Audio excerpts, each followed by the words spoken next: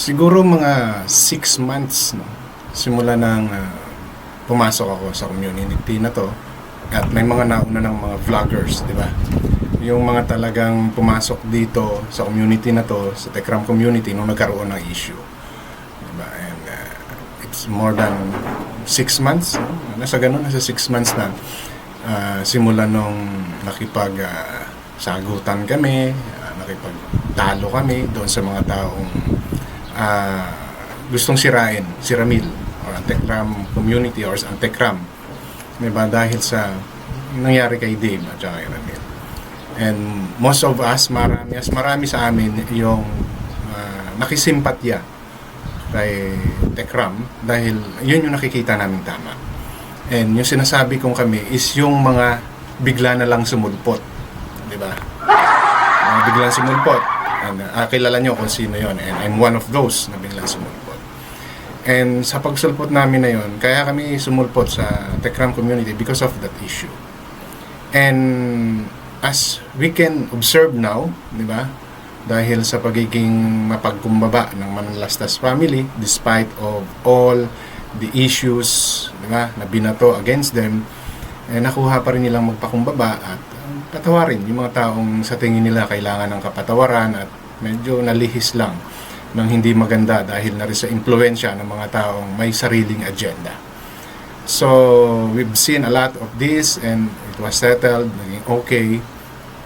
At mapapansin ninyo, halos wala nang pumapatol kay Daisy. Si BJ, nanahimik na. Si Uragon, wala na. Umaga, kahit si Steven, di ba? Halos wala na. And as this issue subside, di ba, nakita natin na yung mga supporters, viewers, no, mapapansin naman natin sa bawat content na the time na talagang kasagsagan ng issue, even kaming mga vloggers na pumasok sa community is talagang nagka-views. Ako, napansin niyo, nakilala niyo ako because of that. Because the way I defend or the way I explain the side of Manalastas, no? So talaga nakita ninyo ang views namin, and of course ang Tekram also, nakita ninyong lahat yan. Bakit ko to nababanggit? Dahil yun po yung lalamanin ng content ko na to. Okay? So issue lang po tayo, walang personalan. Ito po ay aking kuro-kuro or opinion na napapansin ko lang naman siya. Real talk tayo, ika nga. Okay? So, tulad na nasabi ko kanina, napapansin natin ngayon, lumiliit, di ba? Humihina yung mga views, even kaming mga vloggers. Why? Because of the issue. Kumbaga, settled na, alam na natin kung sino yung nanalo, kung sino yung talagang nagsasabi ng totoo. And this is normal. Normal to kasi kampante na yung mga supporters, no? Na okay na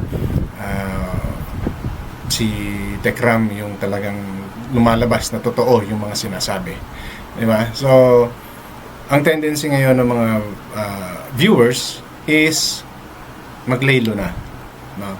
At kung papansin ninyo, there are a lot of content ng Manalastas or ng Tekram na hindi ganun katataas. Mataas pa rin naman. Mataas pa rin kasi per day ang usapan But, kumbaga, hindi siya katulad nung may issue. No? Bakit? Kasi nga, mas nagiging hindi lang yung Tekram community ang nagkakaroon ng interest. Even other communities, no, na alam yung istorya is nagiging curious. Diba? Nagiging curious sila sa kung ano ba yung nangyari. Inaalam nila dahil maaaring supporters din sila by viewing the content of Tekram, no? So kaya nanonood sila during that time na merong issue, no? So ngayong wala na, siyempre kumbaga okay na, wala nang issue. So wala nang pagchichismisan. Wala nang pag-uusapan. Diba? So now it's up to all the supporters of Tekram para sana ma-maintain yung mga views nila. And alam naman natin, malaking tulong yung views sa mga vloggers. And like Tekram, diba? Kasi yung revenue dyan nakasalalay sa, and yung revenue is part ng pinagkukunan ng itinutulong din ni Ramil sa mga beneficiaries niya. Napapansin ko lang kasi ngayon na nakikita nyo rin, wala na masyadong vloggers, kami mga kasabayan ko or yung mga nauna sa akin na nagko-content, no? At kasi nga wala ng issue, diba? Kumaga unti-unti nang namamatay yung issue at kayo mismo nananawa na dahil nakikita nyo naman na talaga yung kung sino yung talagang tama at mali sa naging problema na to. So kumbaga kapag nag-content pa kami about them, na alam naman natin, alam na ninyo na naninira na lang, di ba?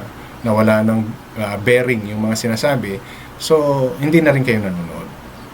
Di ba? Wala nang masyadong nanonood sa inyo. Dahil alam niyo na alam niyo na yung resulta So, ano yung tendency ng ibang vloggers? Di ba? Maghahanap kami uli ng ibang content.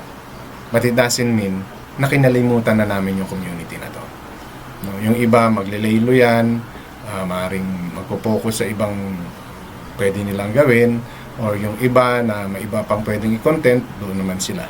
Kasi tapos na yung pinaglalaban nila, no? Kumbaga ipinakita nila sa community na tama si Tekram at tama yung ginawa nilang pagsuporta. So now it's all up, no, sa mga supporters ng Tekram community to help Ramil on all of his content, di ba? Pansinin po ninyo yung mga views ngayon, no, na medyo hindi siya ganun kalakas like before. Okay? Ano pa rin kumbaga nanduroon pa rin naman sa range na mataas pa rin yung mga views. Okay? But it's totally different noong mayroong issue kasi nga may ibang community na nakikinood. So, ang akin lang dito is please continue, di ba? Supporting yung mga content ni Ramil. Okay? Nasabi ko na to sa inyo before na kaming mga vloggers nandirito hanggat alam naming may issue na pwedeng ikasira ni Ramil, makikisaw-saw kami. No? Dahil alam namin kung anong klaseng vloggers at kung anong klaseng pamilya ang manalastas. No? So, sa pagkakataong ito, since nag-subside na, kumbaga, alam na natin kung sino yung talagang nagsasabi ng totoo, kami, laylo muna kami. Diba? Although, hindi naman lahat. No, hindi naman lahat. Kasi, yung iba, ang ginagawa is, nagko-content ng mga naging content ni Ramil. Nare-reaction. Like, katulad ng gagawin ko din ngayon. No? Isiningit ko lang to give you some real talk or realizations kung ano na yung nangyayari sa community, di ba? And kasi may mga nakikita ko na may mga ibang vloggers, may mga supporters, no, sa mga viewers ko na nami-miss nila yung ibang vloggers. Kasi nga pumasok sila rito because of the issues, no, to help the community protect Tekram. And since wala naman ng issues, di ba? So kaya mapapansin niyo may iba na naglilaylo na. But it doesn't mean ayaw na nila sa community. No, it's not like that. Kasi ano pa yung i-depends nila. Ipaglalaban nila kung wala naman ng issue. Diba? Kasi if we keep on rebutting yung mga sinasabi ni Daisy, mananawa rin kayo. Diba? Mananawa rin kayo na alam niyo naman wala nang kwenta Diba? So, hindi ibig sabihin nun, umalis na kami. No? Yung iba dyan naglaylo lang.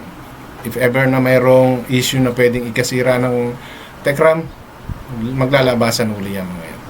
And in my case, is different from them.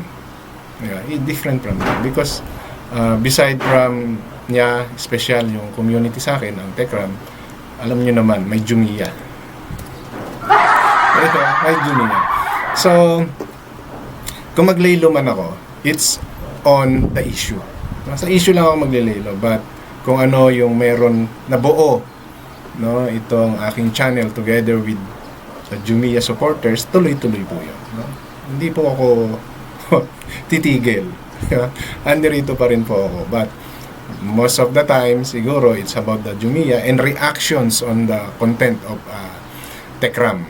Magiging ganun na yung aking content now. Of course, pag may issue, ibang usapan uli yun.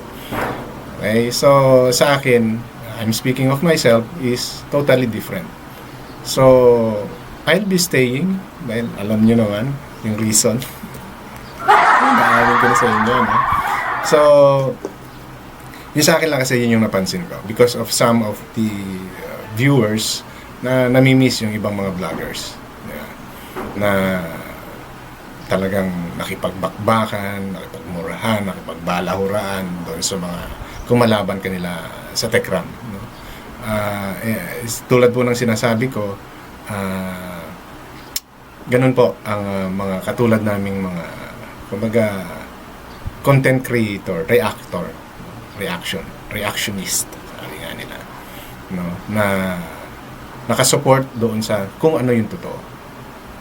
Kung ano yung totoo. So, yun lang ba yung napansin ko, no? But it doesn't mean aalis po kami. No, we are not leaving this community. Ako, especially ako.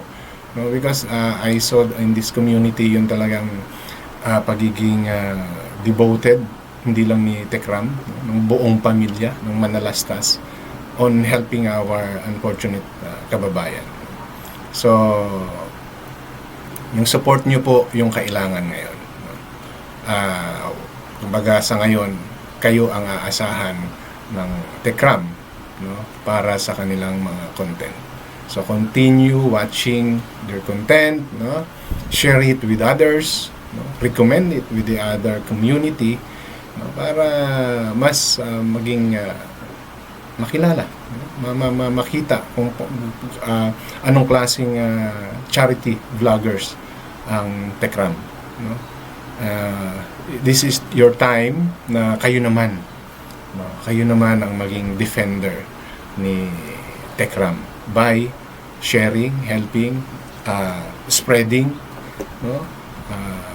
About how generous, how humanitarian, no? The Manalastas with our unfortunate mga kababayan, no? And how how this community support, no, Tekram.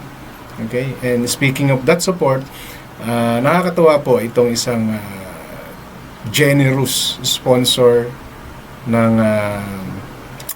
tutulong sa Cebu, na alam naman nating one of the province na talagang tinamaan ng bagyo ni Tino, no? And as what TechJune mentioned sa kanilang mga live, may kinausap silang isang sponsor na susupport sa kanila once they are in Cebu, no? And I want to share it kasi nakakatuwa naman tong si Madam Berhinya, tama ba? Na siya na yung tumulong, no? Siya pa yung tuwang-tuwa, no? Tuwang-tuwa siya dahil of all, sabi niya nga 2 million subscribers, isa siya sa nabigyan ng pagkakataon na tumulong, no, sa pagtulong na gagawin ng Tekram, no, sa mga kababayan natin na salanta sa Cebu. So allow me to share part of that video na kung saan yung conversation ni TechJune, ni Tekram at saka nung very proud na sponsor. Okay? Yan. Tita Virginia. Oh my God! Thank you po, thank you. Sobrang napaka-bless po namin na meron pong gaya nyo na... Please din ako, napaiyak at thank you. Please din ako kasi gusto ko rin eh. Thank you so much. Tita, mensahe po sa mga kababayan po natin, i-upload ko po to. Ano lang, love lang. Kung may tulong, pwede naman. Kung wala, okay, manood lang ako kay Tatay Rab, okay na yun. Salamat po. Hindi po, sa... Si Mami Shimari, yung mga yung pinanood ko yun. Hindi tita, yung mensahe niyo po sa mga kababayan natin sa Cebu na dadalang po nating napaka-special na pagmamahal natin. Yung naman, tuwa naman ako kasi ang dami din naman nadaraanan ng yung talaga. Sabi ko nga, thank you naman na may Tatay Ram na tutulong na gano'n. Kasi kung ako lang or yung maliliit lang, hindi kaya. Sa amin din sa province din namin, ang dami eh. Yung sa akin, bigay lang ng bigas, 5 kilos, sa gano'n, wala din eh. Pero yung pag kayo na, marami ang matutulungan. Thanks God talaga. Pero tita, Thank you, Tatay Ram. welcome po. Pero tita, kami po yung thank you.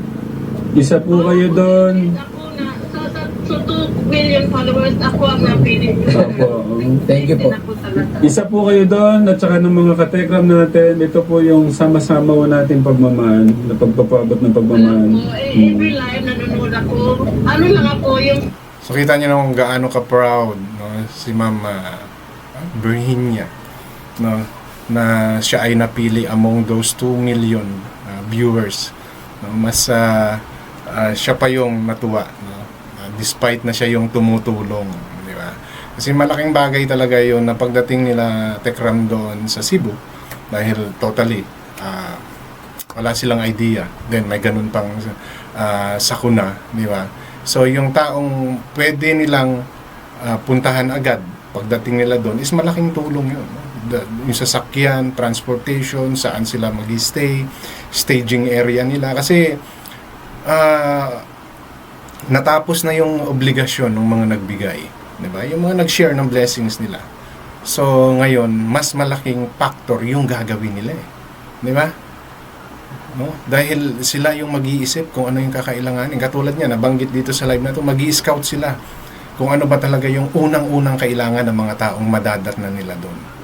Di ba ba? So malaki po yung role na gagampanan nila Ramil and the rest of taong mga kasama niya para magbigay ng tulong.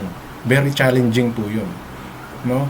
At kumbaga yung tulong na binigay ng katulad nila Ma'am Virginia is kumbaga malaking bagay yun para at least no, malesen yung worries nila, no, na kahit papano pagdating nila doon mayroon ng aalalay sa kanila, mayroon ng taong sasalubong sa kanila, mayroong taong mag-guide sa kanila kung nasaan yung pinaka-devastated area na kailangan talagang ma-reach ng tulong, no. So yung sacrifice nila is talagang nanduroon. And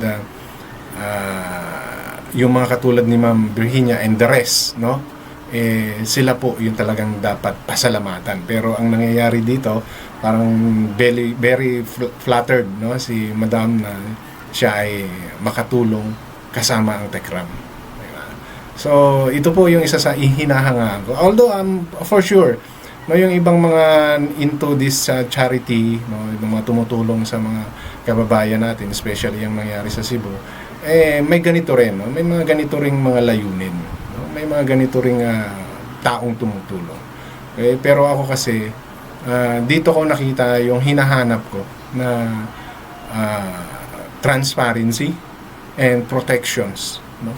Transparency nila doon sa mga perang binibigay, and yung protection nila mismo sa sarili nila by having those detailed, no, money or monetary na pumapasok sa kanila. Kasi kapag hindi po maayos yan, bandang huli sila pa yung maiipit, no, na isang pagkakamali nila pwedeng maging butas nila yun para masira sila.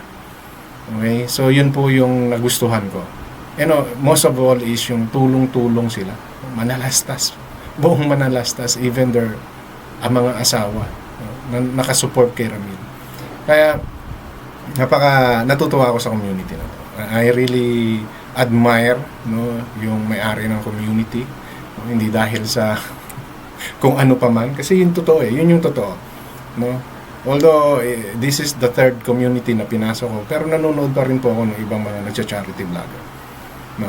And one of the unique na meron itong Tekram is the support of the whole family, no, ng Manalastas family sa adhikain ni Ramil na makatulong sa ibang nating mga kababayan. Ayun yung nakakatuwa. Kaya kung yung may mga ganitong sponsors, no, I hope magtuloy-tuloy ito, no? And mas matutuwa, no, ang Tekram community dahil sa tulong ninyo, no? Kung kayo po ay masaya dahil napili kayo ni Ramil or ng Manalastas, yung saya po na ibinibigay ninyo sa kanila, especially kanila Ramil, is doble po yun, no? Dahil hindi naman po nila magagawa itong mga bagay na to kung walang suporta galing sa mga generous sponsor. So, and one of those, syempre, yung Yami ko. Sinisingit talaga yun. masingit lang, no? So, doon po sa mga katulad ni Ma'am Virginia, no? Tuloy niyo po yung inyong suportang ginagawa sa ating mga kababayan, and not only those people na natutulungan ang nakaka-appreciate po sa inyo. The whole community or the whole Manalastas family or Tekram family is really grateful na may mga taong katulad niyo. No? Isa lang po itong si Madam na tumutulong, no? Actually, 'di ba sabi nga ni Tech June, may iko-collab nila or mag-uusap-usap sila dun sa mga taong nandoon sa Cebu na tutulong sa kanila sa pagpunta nila doon. So,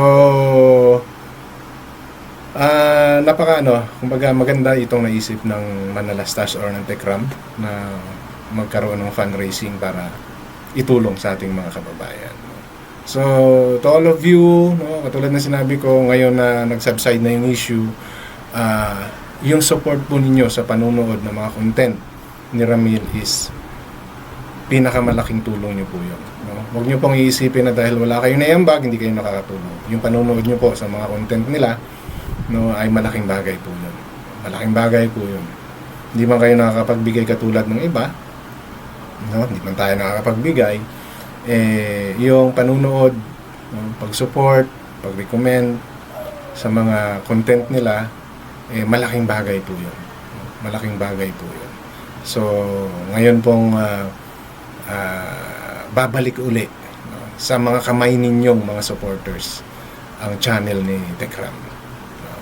Pero kami pong mga vloggers, wag po kayong mangalala, andirito pa rin po kami. No. Maaaring hindi nyo lang kami masyadong mapapanood na ngayon because wala naman ang issue no, unless mag-reaction din kami or yung iba sa mga content ni Ramil. And diba, time to time, kung medyo sumusobra naman itong sila Daisy, o bumalik uli sila Stephen, o bumalik uli sila BJ, or kung sino man, no, na pwedeng sumira sa Tekram, makakaasa po kayo. No? Maglalabasan po uli ang mga yan. Maglalabasan po kami ulit. Pero in my case, katulad po ng sinabi ko, I have a different case sa community na to. No? Siguro among us, no, medyo especially akin. Especially nga rin kung bakit po ako mag-stay. Alam niyo na yun, huwag na natin pag-usapan. Sabahin nyo, napaka-arte ko na. Okay, so yun lang po yung gusto kong i-share sa content na to. And I would like also to include to this content yung kinompose, no, ni Ma'am Angel Cruz na kanta para sa ating mga kababayan na Cebu. And you all know kung sino si Ma'am Angel Cruz. Lahat po kami ginawa niya ng kanta. And para mas maging kumbaga maramdaman namin yung pagiging parte namin ng community na to. So, magiging part po nito. Panoorin nyo na lang po. So, yun lang po ang gusto kong i-share sa content na to. And ito po kayo mag-fact check para hindi po kayo magpagsabihang fake news. And issue lang po tayo. Walang personalan. Ngayon dito na lamang. Maraming salamat.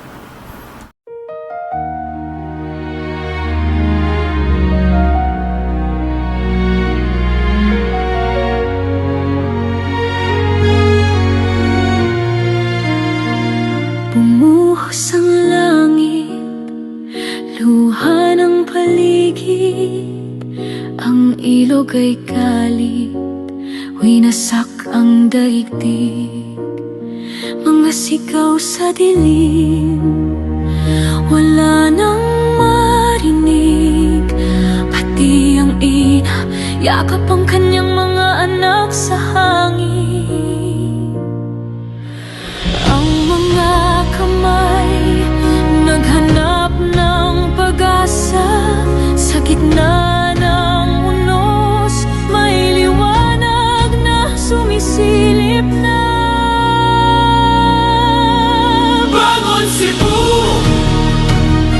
mula sa lusak, sa sugat ng mundo, itong puso mo'y bakal at ginto.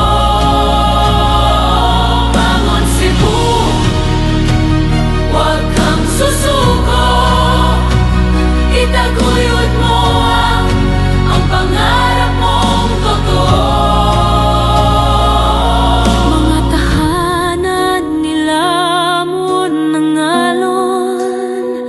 Ngunit di kayang lunurin ng tapang at kahapon. Bawat hakbang patungo sa liwanag, sa bawat patak ng ulan may panibagong lakas. Dugo't pawis, iisang panalangin ang bumangon muling managinip at manalangin.